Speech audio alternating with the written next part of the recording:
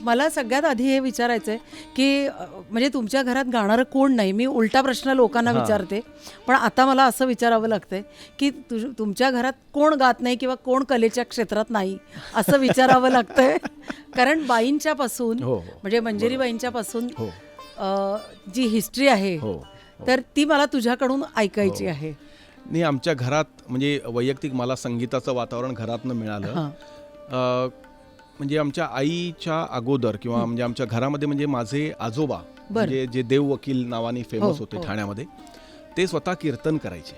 अच्छा. हां, त्याच्यामुळे कीर्तनाची परंपरा म्हणूया, म्हणजे इट वॉज नॉट प्रोफेशनल, पण आवडीने ते कीर्तन करायचे. त्यामुळे माझे वडील पण कीर्तन करतात आजही. दत्त जयंतीला, हनुमान जयंतीला त्यांची रेग्युलर कीर्तनं होतात आणि गेली अनेक वर्ष ते बदलापूरला आणखीन अशा काही काही ठिकाणी त्यांची कीर्तनं असतात. तर ही जी संगीताची, त्याच्यामुळे माझ्या आजोबांना संगीताची खूप आवड होती. अच्छा. आणि त्याच्यानंतर म्हणजे सगळ्यांनाच आज माहिती आहे की नंतर मग म्हणजे माझ्या आई वडिलांचं लग्न झालं आणि आई कोल्हापूरहून ठाण्यात आली आणि देन सगळी हिस्ट्री आहे. म्हणजे सगळं जे पुढे सुरू झालं म्हणजे आई कोल्हापूरची, तिकडची मराठे, आणि मग ती इकडे आली आणि श्रीरामदेवांची पत्नी झाली आणि नंतर पुढे डॉक्टर मंजिरी देव झाले त्या, आणि आज प्रख्यात गुरु आणि कथ्थक नर्तिका त्या आहेत. आणि त्याच्यामुळे हे जे बाळकडू मला लाभलं लहानपणापासून, त्याच्यामुळे मी त्या संगीतात कसा ओढला गेलो किंवा कसा गेलो हे माझं मलाही कळलेलं नाही. पण मी असं म्हणतो की इतका आनंददायी प्रवास माझ्या जीवनाचा आत्तापर्यंत झालेला आहे की आपण म्हणतो ना, खेळता खेळता ते सगळं होत गेलं. अशा दृष्टिकोनातनं सगळं होत गेलेलं आहे ते. क्या बात आहे. सही बात आहे. मला अजून एक तुझं ह्याबद्दल पण जाणून घ्यायचं आहे की तू म्हणजे एक कलाकार आहेस, पण त्याचबरोबर तू आयोजक म्हणून पण आहेस. जसं तू आत्ता उल्लेख केलास की गोपीकृष्ण महोत्सव आज ठाण्यामध्ये मला असं वाटतं किती वर्ष झाले? 30 वर्ष झाली. 30 वर्ष झाली. त्यानंतर मला असं वाटतं तरुणाई फेस्टिवल पण आपण घेतो. तर एक आयोजक म्हणून जे तुझं काम आहे की ते पण कसं सुरू झालं? नाही, कसं सुरू झालं म्हणजे अगेन ते आमच्या म्हणजे आईचा तो विचार होता की त्याच्या म्हणजे स्टोरी अशी झाली की गोपी अंकलने आईला असं सांगितलं होतं की तुम्हारा इतना अच्छा इंस्टीट्यूट है तो तुम कुछ ऐसा शुरू करो जो आगे के बच्चों को म्हणजे पुढच्या पिढीला काहीतरी उपयोगी येईल. तो अच्छे अच्छे कलाकारों को थाना में लाओ, उनके प्रोग्राम करो, वो देखेंगे तो उनको समझेगा क्या करना है. बरोबर. आणि ते म्हणाले ऐसे करो, लगाओ, मैं तुम्हारे लिए पहला प्रोग्राम करता हूँ. अरे वा, असं ते म्हणाले. आणि दुर्दैवानी त्याच वर्षी 94 साली त्यांचं निधन झालं.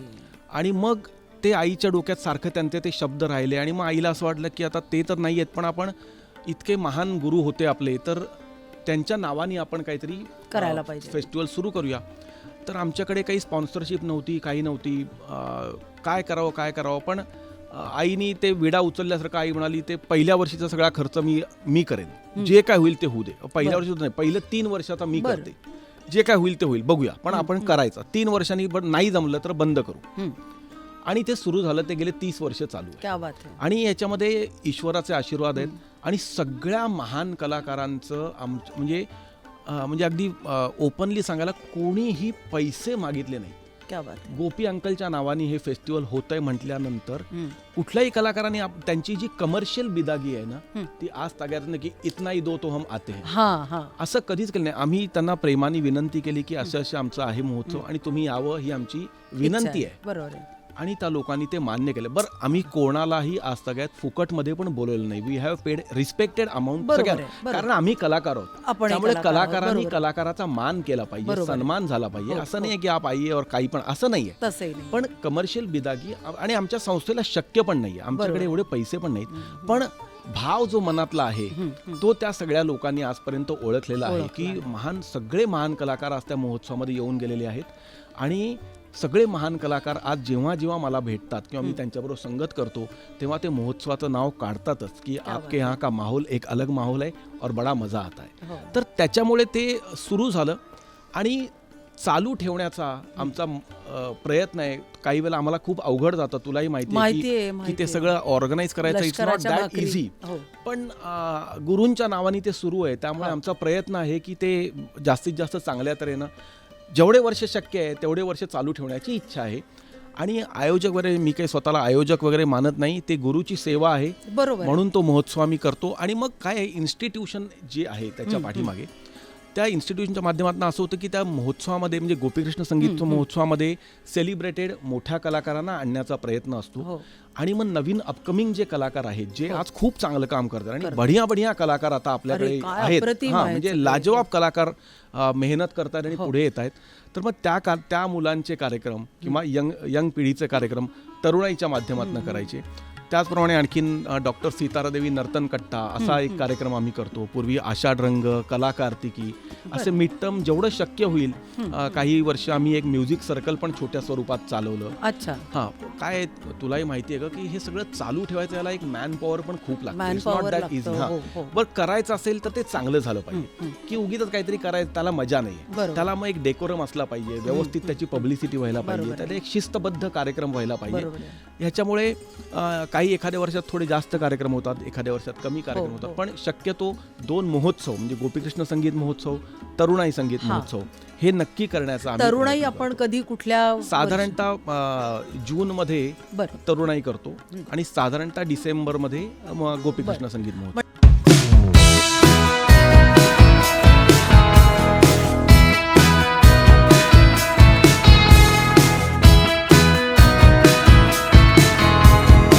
आणि मला ह्याच निमित्ताने असं पुढे विचारायचं आहे की तुमचा पहिल्यापासून संगीतातला म्हणजे एंट्री कशी झाली? एंट्री तसं पाहिल्यास माझे बाबा बँकर होते आणि त्यांना आवड आहे संगीताची. त्यामुळे पूर्वीपासून त्यांना आवड होती आणि ते कर्नाटकातनं इथे आले आणि एक्सेस आली. आणि त्याच्यानंतर जेव्हा त्यांचे मित्र थिएटर न पाहता जास्त चित्रपटाकडे झुकले होते, तेव्हा बाबा मात्र मराठी नाट्यसंगीत आणि मराठी नाटकं यांच्याकडे त्यांचा कल जास्त होता. आणि नाट्यसंगीताची आवड अजूनही आहे, म्हणजे अजूनही खूप ऐकत असतात नाट्यसंगीत. आणि नंतर आईचा आवाज खूप छान आहे, म्हणजे तसं आमच्याकडे संगीताचं बॅकग्राऊंड जरी नसेल तरी पण पोषक वातावरण बाबांच्यामुळे. आणि म्हणजे त्यांना इच्छा होती की आम्ही सगळ्यांनी संगीत शिकावं. माझा धाकटा भाऊ सतीश आणि मी, आम्ही तबला शिकायला सुरुवात केली आम्ही पंडित मधुकर सामंत यांच्याकडे, गोरेगावला. पूर्वी आम्ही युपीला होतो आणि नंतर मग बाबांची ट्रान्सफर तिकडे झाली होती म्हणून नंतर मग मुंबईला परत आल्यानंतर जन्म मुंबईचाच, वडाळ्याला. आणि नंतर मग मधुकर सामंतांकडे शिकायचो, पण तेवढा एक सिरियस विषय म्हणून कधी घेतला नव्हता. पण नंतर आमच्या घरी खूप संगीतकारांचं जाणं येणं झालं. त्याच्यात पंडित पुंडलिक प्रभू म्हणून होते, ज्यांच्याकडे पण आम्हाला मार्गदर्शन थोडंफार मिळालं. पण नंतर पंडित तुळशीदास बोरकर माझे गुरुजी ते यायला लागले आणि त्याला निमित्त ठरले पंडित ओमकारनाथ गुलवाडी, ज्यांना मी माझे फ्रेंड, फिलॉसॉफर अँड गाईड नेहमी म्हणतो असे. आणि त्यांनी बरंच मार्गदर्शन मला या क्षेत्रात केलं आहे आणि त्यांच्यामुळे बोरकर गुरुजींचं जाणं येणं सुरू झालं. आणि खास कारण त्याच्यात होतं, माझ्या आईला नाट्यपद शिकवण्याकरता ते यायला लागले. पण त्याच्यात माझं निरीक्षण तिकडे व्हायला लागलं. पण आणि थोडंफार माझ्या पद्धतीने मी थोडीशी स्वराची ओळख होत होती म्हणून मी हार्मोनियम माझ्या पद्धतीने वाजवायला लागलो. त्यांना अर्थात माहीत नव्हतं ही गोष्ट. पण नंतर एखाद दिवशी आल्यानंतर त्यांनी पाहिलं मला वाजवताना. मग बाबांनी एक दिवशी सांगितलं की बघ आज हा आईबरोबर वाजवेल. तेव्हा मला मात्र खूप भीती वाटली, पण मी वाजवलं आणि ते गुरुजींना आवडलं असावं आणि त्यांनी पाठीवर हात ठेवला. आणि मला वाटतं तेच माझ्यासाठी एक इन्स्पिरेशन होतं, प्रेरणा होती की मी जे करतोय ते काहीतरी चांगलं आहे. आणि तोच भाव पुढे ठेवून मी मग या हार्मोनियम या वाद्याकडे आणि गुरुजींच्या पूर्ण एकंदरीत पर्सनॅलिटीकडे माझं आकर्षण खूप निर्माण झालं मला. आणि मग पुढे आणि मग ते त्यांच्याबरोबर साथी करत असतानाच, म्हणजे मला असं वाटतं मी तुम्हाला सवाईच्या स्टेजवरती मला असं वाटतं भीमसेनजींच्या बरोबर पण पाहिलं आहे. तर मग तो प्रवास कसा घडला की म्हणजे इतर कलाकारांच्या बरोबर साथी करणं आणि बुवांच्या बरोबरच्या साथी? तर मी त्यावेळी अभिषेकी बुवा किंवा मध्ये बरेच लोक, म्हणजे गंगूबाई हंगल या सगळ्यांबरोबर वाजवत होतो. 93 साली 7 मार्च 93 या साली बोरकर गुरुजींनी मला सांगितलं की भीमसेनजींनी सांगितलंय की नाना मुळे आणि ते म्हणजे बोरकर गुरुजी हे 8 मार्च रोजी एक आंतरराष्ट्रीय संगीत दिनानिमित्त दिल्लीला एक कार्यक्रम आहे, त्यामुळे त्यांना आदल्या दिवशी राजधानीने जावं लागेल आणि नवीन एक कार्यक्रम आलेला आहे. तर त्या ह्याच्यासाठी सुधीरला सांगा असं त्यांनी निरोप दिला आणि गुरुजींनी थेट निरोप मला तो पोचवला. आणि भरत कामत आणि मी आम्ही दोघांनी तिथे तो कार्यक्रम राजा शिवाजी विद्यालय इथे कार्यक्रम योगायोगाने तीच माझी शाळा किंग जॉर्ज शाळा ज्याला म्हणतो IS, तर त्याच शाळेत त्या पटांगणामध्ये पहिला कार्यक्रम मी भीमसेनजींचा वाजवला. आणि नंतर पुढे पु ल देशपांडेंच्या 75च्या वेळी सुद्धा योग आला, 2 भजनं त्यांच्याबरोबर वाजवायची. आणि 95 नंतर दुर्भाग्यवश गुरुजींची तब्येत एवढी चांगली राहायची नाही, असायची नाही. अर्थात ते कार्यक्रम वाजवायचे, पण भीमसेनजी त्यांनी सांगितलं होतं की मुंबईचे कार्यक्रम तुम्ही वाजवा, बाहेर सुधीर वाजवेल. तर त्याप्रमाणे मग अनेक मैफलीतनं भीमसेनजीच्या बरोबर संगत करण्याचा योग आला. जवळजवळ एक 200-300 मैफली तरी वाजवल्या असतील. बापरे. तुम्हाला भीमसेनजींच्या बरोबरची अशी काही एखादी आठवण सांगू शकाल की एखाद्या कार्यक्रमात? अनेक आठवणी आहेत म्हणजे खूपच आहेत, पण ह्या निमित्ताने मला असं वाटतं की एखादी तरी आठवण तुम्ही की हा प्रसंग माझ्या खूप कायम लक्षात आहे. एक म्हणजे सुरुवातीला मी हे बऱ्याच वेळा सांगितलं पण आहे, पण पहिल्याच मैफिलीच्या वेळी मी भरत, माऊली टाकळकर आणि मी आम्ही पुण्याहून इथे निघालो. त्या दिवशी अभिषेकी बुवांचा कार्यक्रम सकाळी वाजवला आणि नंतर मग त्याच दिवशी संध्याकाळी भीमसेनजींचा वाजवला होता कार्यक्रम. म्हणजे पुण्यात की तुम्हाला? पुण्यात बुवांचा कार्यक्रम वाजवला, ओमकार गुलवाडी आणि मी. आणि नंतर इथे मुंबईत कार्यक्रम होता, त्यामुळे 4-4.5 तास त्यावेळी लागायचे, जुना हायवे. आणि इथे आलो आणि काकूबाई खिमजींकडे ते राहायचे, तर तिकडे आलो आणि साधारण आम्ही पोचलो आणि 4:30 वाजता ते साधारण बाहेर आले. कार्यक्रम उशिरा होता आणि आले आणि माझ्या मनात असं होतं की पहिले कसं, म्हणजे माझी ओळख होती नक्कीच, पण कसं त्यांना सांगू की आता आज पहिल्यांदा वाजवतोय. तर थोडं घाबरत मी विचार केला होता की ते बाहेर आल्यावर आधी चरण स्पर्श करायचे आणि त्यांची इजाजत घेतो आपण तशा पद्धतीने त्यांना विचारायचं की आज सांभाळून घ्या. मी तसं करायला गेलो तेवढ्यात त्यांनी ते ओळखलं आणि हळूच ते बोलले की आज तुम्हाला आम्हाला सांभाळायचंय बरं का. तर हे उलटं झालं, पण त्याच्यानी धीर चेपला. आणि नंतर मग पुढे ग्रीन रूम मध्ये गेलो आणि भीमपलासी गायला त्यांनी सुरुवात केली. तर मी पण काळी एक स्वर होता त्यांचा आणि कीबोर्डमध्ये सुद्धा भीमपलासी थोडं सोपं आहे काळी एक मध्ये, तर त्यामुळे मी पण खूप रिलॅक्स झालो आणि मी सुराला सूर देऊन आणि ते पण वाह म्हणले झाल्यानंतर. आणि नंतर थोडासा उशीर झाला होता खरं, त्यामुळे ते गायला बसले होते. आधी शिवजी होते, शिवकुमार शर्मा आणि जाकीरजी, आणि नंतर स्टेजवर आले आणि त्यांनी एकदम पुऱ्या कल्याणचे स्वर घेतले आणि नंतर मिश्किलपणे माझ्याकडे पाहून हसले. पण मी तिकडे सावध झालो, कारण अभिषेकी बुवांमुळे आम्ही एक शिकलो होतो की अलर्ट कसं राहायचं स्टेजवर, आणि त्यामुळे ते जागृत अवस्था होती. म्हणून लगेच मी एका सेकंडसाठी मी हल्लो की अरे भीमपलासी नाही, हा पुऱ्या कल्याण आहे. पण मी ते स्वर घेतले आणि त्यांच्याबरोबर संगत करायला लागलो.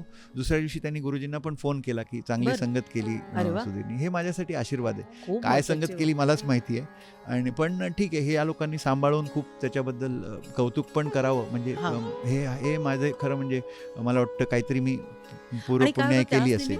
ती लोक पण नवीन पिढीला किती ऊर्जा मिळत होती. अगदी म्हणजे कधीही त्यांनी असं दाखवलं नाही की आपण सिनियर आहोत, तू खूप ज्युनियर आहेस, कधीही नाही. इवन तारीफ करताना पण ये सुधीर नायक है, ये बहुत बडे हार्मोनियम प्लेयर आहे, अशा पद्धतीने करायचे. तर मला काहीतरी एकदमच गुदमरल्यासारखं वाटायचं, पण त्यांचा मोठेपणा आहे. खरंच आहे. सुधीरजी, मला अजून असं विचारायचं होतं की खरं तर मला असं वाटतं माझा प्रश्न चुकलाय की कोणाकोणाच्या बरोबर साथी केल्या असं नाही विचारायला पाहिजे, कोण राहिलेले आहेत. कारण मला असं वाटतं भारतातले खूप दिग्गज, सगळ्याच दिग्गजांच्या बरोबर तुम्ही दिसताय, तर त्यातली म्हणजे सगळेच आर्टिस्ट तुमच्या जवळचेच आहेत, पण काही नावं आपल्या प्रेक्षकांच्यासाठी सांगाल का? तर प्रामुख्याने माझे गुरुजी पंडित जितेंद्र अभिषेकीजी, पंडित भीमसेन जोशीजी, गंगूबाई हंगल, किंवा डॉक्टर प्रभा अत्रे, फिरोज दस्तूरजी, आणि अनेक असे बुजुर्ग, रामाश्रय झाजी, बबनराव हळदणकर, यशवंतबुवा जोशी, असे जे मूढधन्य कलाकार आपण म्हणतो, अशा कलाकारांबरोबर संगत करण्याचा खूप एक म्हणजे मला स्वतःला वाटतं की त्यांचे आशीर्वाद मिळाले आणि त्यांच्याबरोबर वाजवायला मिळालं. पण त्याच्याबरोबरच बिरजू महाराजजी, जाकीर हुसेन आणि नंतर आत्ता म्हणजे शौनक अभिषेकी, देवकी पंडित, अश्विनी भिडेजी, आरती अंकलेकरजी किंवा असे अनेक, अजय चक्रवर्तीजी, राशिद खान साहेब यांच्याबरोबर अनेक वर्ष आणि अलीकडे म्हणजे खूप वर्ष ज्यांच्याबरोबर मी वाजवतोय तशा शुभा मुदगल आणि डॉक्टर अनीश प्रधान आणि उल्हास कशाळकर जी आहेत, या सगळ्यांबरोबर राजन साजन मिश्रा, अनेक नावं आहेत की ज्यांच्याबरोबर मी खूप वर्ष असोसिएटेड आहे. म्हणजे 1-2 मैफिली अशा वाजवल्या नाही आहेत, खूप यांच्याबरोबर वाजवलं आहे आणि त्यामुळे खूप गोष्टी शिकायला मिळाल्यात आणि अनेक कार्यक्रमातनं आणि अनेक उपक्रम त्यांच्याबरोबर सुद्धा जेव्हा जेव्हा झालेत त्याच्याबरोबर सुद्धा वाजवण्याचा मला हे संधी मिळाली. विचारायचं होतं की तुम्ही बाजा गाजासारख्या ह्यांच्या म्हणजे त्या प्रोजेक्टमध्ये पण तुम्ही त्यांच्याबरोबर काम करत होता, तर तो काय उपक्रम होता ते पण आपण रसिकांपर्यंत पोहोचवूया या माध्यमातून. हो.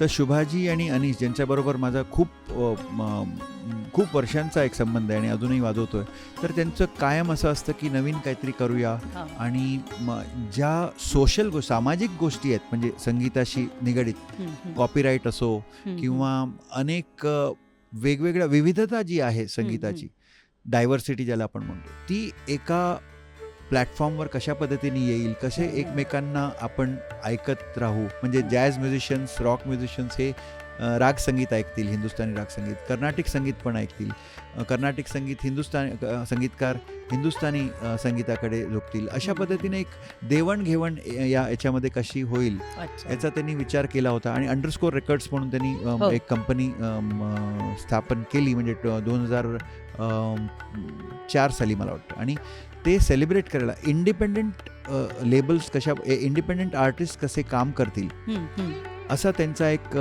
त्यांना म्हणजे पुढे त्यांचा दूरदृष्टी त्यांची अशी होती की पुढे आपल्याला कोणाकडे म्हणजे जायचं हे आपल्याला काम पाहिजे अशा पद्धतीने कलाकारांना करता कामा नये, त्यांना स्वतःला आपलं म्युझिक शेअर करता आलं पाहिजे. आणि आज आपण बघतो तसं झालेलं आहे. यूट्यूब किंवा इतर माध्यमातून लोक शेअर करतायत म्युझिक आणि लोकांना कळतंय कलाकार कसे. तर त्या भावनेतनंच बाजा गाजा या विषयाची निर्मिती झाली आणि माझी बायको भारती आणि मी आम्ही दोघंही त्याच्यात इन्व्हॉल्ड होतो कोऑर्डिनेटर्स म्हणून. आणि आम्ही इथून कलाकार न्यायचो तिथे आणि पुण्याला 4 वर्ष हे म्हणजे 2009 ते 2012 असा हा उत्सव झाला आणि त्याच्यातनं खूप शिकायला मिळालं, खूप कलाकारांना ऐकायला मिळालं. वेगवेगळ्या तऱ्हेचे उपक्रम त्याच्यात झाले, लोकसंगीतापासून, आदिम संगीतापासून अगदी राग संगीतापर्यंत किंवा बॉलिवूड सोडून बॉलिवूडला कारण आधीच खूप त्याला प्लॅटफॉर्म्स आहेत म्हणून पण रॉक, जॅझ म्युझिक अनेक गोष्टी एका मंचावर आणि त्याच्याशी रिलेटेड म्युझिशियन्स म्हणजे जे वाद्य बनवणारे आहेत, हे इन्स्ट्रुमेंट मेकर्स आणि ऑर्गनायझर्स सगळेच इन्व्हॉल्व झाले, रेकॉर्ड लेबल्स सगळे इन्व्हॉल्व होऊन फार एक सुंदर एक संकल्पना ती होती. आणि त्याच्यातनं खूप प्रेरणा मिळून आज मला सुद्धा खूप गोष्टी करता येत आहेत एक आयोजक म्हणून. मग मला अजून एक असं विचारायचं की केवळ हार्मोनियमच्यासाठी पण तुम्ही प्रचार प्रसाराचं तुमचं काम खूप मोठं आहे, तर ते नेमकं काय पद्धतीने आपण करतो ते? माझ्या गुरुजींना पंडित तुलसीदास बोरकरांना एक तळमळच होती की हार्मोनियम हे वाद्य का पोचत नाहीये दुसऱ्या वाद्यांसारखं. अर्थात सरकारी दरबारी सुद्धा त्यांना तशा रेकग्निशन्स मिळाल्या, म्हणजे पद्मश्री मिळाली, संगीत नाटक अकॅडमी पुरस्कार आणि फेलोशिप सुद्धा मिळाली, पण त्यांची कायम ती तळमळ राहिली. पण तुम्हाला माहीत असेल बऱ्याच वेळेला असा डिस्कशन्समध्ये अशा गोष्टी यायच्या की याच्यात अमकं येत नाही, अमकं नाही म्हणून ऑल इंडिया रेडिओवर बॅन पण होती म्हणजे मीण नाही, गमक नाही, घसीट नाही, या विषयांकडे त्यांनी लक्षच दिलं नाही. ह्याच्यात काय चांगलं येतं ह्याच्याचकडे लक्ष दिलं आणि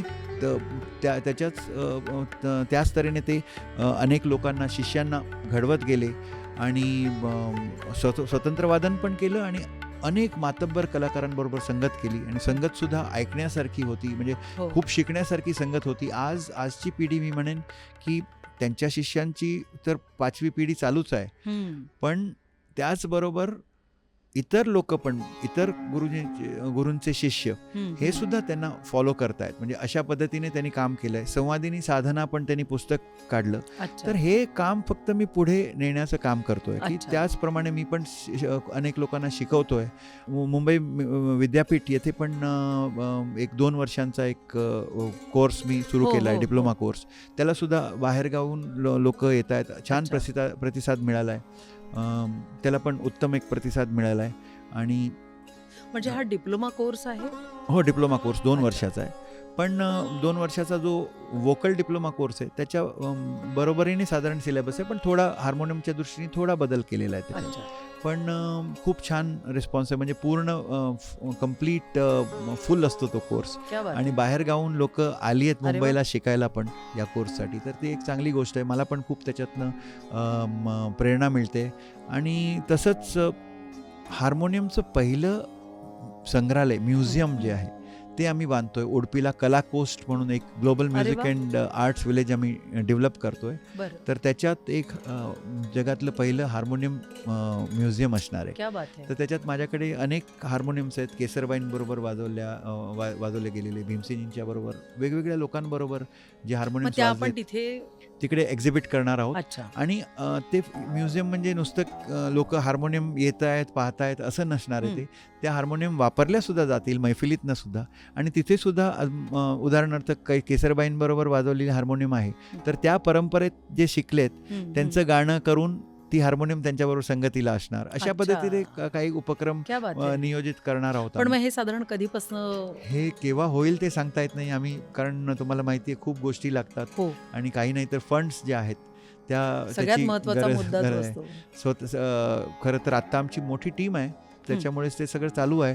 पण रिसोर्सेस खूप गरजेची आहे, त्याची गरज आहे. तर जसे जमतील तशा पद्धतीने आम्ही ते करू.